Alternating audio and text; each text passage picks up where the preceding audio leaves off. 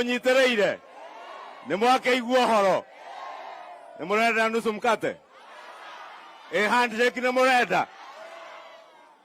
Mheshimiwa Rais, hawa watu wa Githurai wanasema wamekusikia, na sababu uliniuliza niongoze ile komiti ya mazungumzo, nataka nikuhakikishie venye watu wa Kiambu na Githurai wanasema mambo ya nusu mkate, mambo ya handshake, hiyo hata hiyo kitu wanaita inclusivity.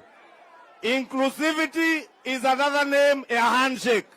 Na nimewaambia nikiongoza mimi naenda hapo kuwaambia nusu mkate na handshake hakuna. Watu wa Githurai mumeamua hivyo. La pili, Mheshimiwa Rais, tukushukuru kwa ile maendeleo unatuletea Kenya na hasa hapa kwetu nyumbani Kiambu. And we want to promise Your Excellency, as you have said, violence, anarchy and bloodshed shall never again in this country be a means of transacting our political discussions and our political discourse. And even as we walk into the negotiations with our friends in Azimio, we want to tell them that we are discussing on how to end violence in our politics. We will discuss how they will accept election results. Si ndio watu wa Githurai? Tukifika kwa meza niwaambie rais ni nani?